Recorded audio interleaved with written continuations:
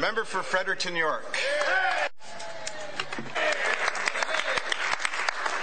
Thank you, Mr. Speaker, and as always, my apologies to the original author. Mr. Speaker, 'twas the night before Christmas, and here in the House, the flames of a riot grits were trying to douse.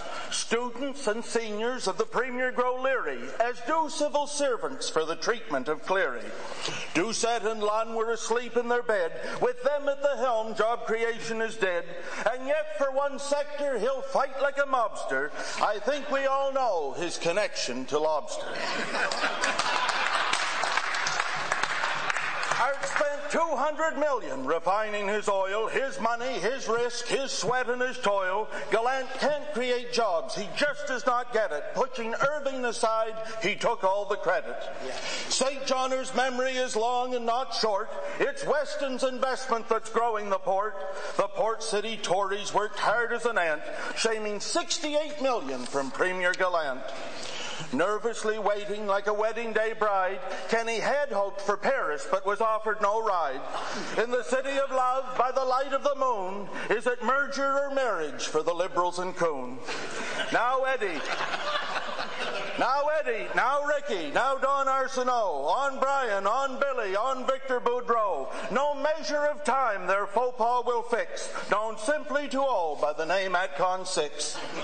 So great is the heat in Miramichi that Billy and Lisa are nowhere to see. According to polls, their numbers are sliding, and back on the river they've gone into hiding.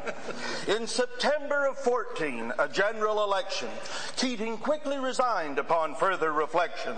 Gallant freshly elected and still in a haze, he lost his first member in 22 days.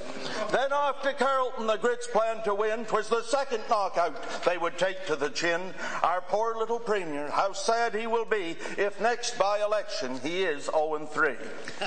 See, people remember the Atcon affair, costing Sean Graham his job and Arsenault his hair. But Victor Boudreau is the true man to thank. He abandoned taxpayers to prop up the bank. And now there's a scandal in Bach-Haraket. Landry's probing the issue, but no answers yet.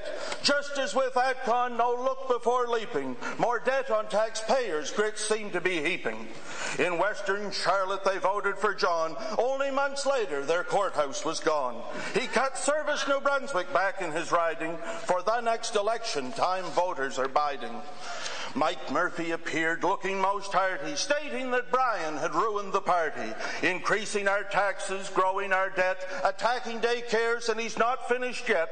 Mike grabbed the reins till the team gave a whistle. Preparing to tantrum, Gallant started to bristle, and I heard Mike exclaim, ere he drove out of sight, "Merry Christmas to all, and to all a good night."